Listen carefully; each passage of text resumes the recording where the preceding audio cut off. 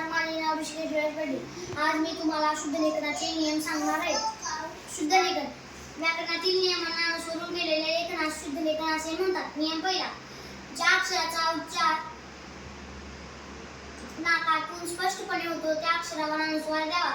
नियम दुसरा, नाम किंवा सर्वनामांच्या अनेकवचनी रूपाच्या शेवटच्या अक्षरावर अनुस्वार द्यावा.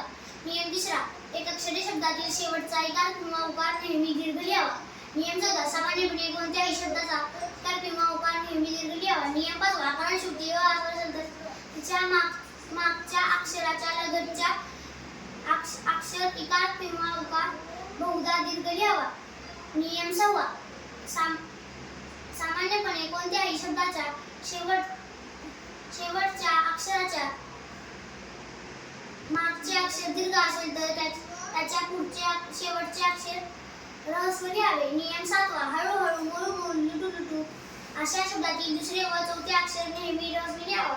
नियम आठवा, गावाच्या नावाच्या शेवटी पूर हे शब्द आल्यास त्यातील पू हे अक्षर ऱ्हस्व लिहावे. नियम नववा, नि आणि तथापि अद्यापि परंतु त्याच्या मागचे इकार किंवा उकार नेहमी ऱ्हस्व लिहावे. धन्यवाद.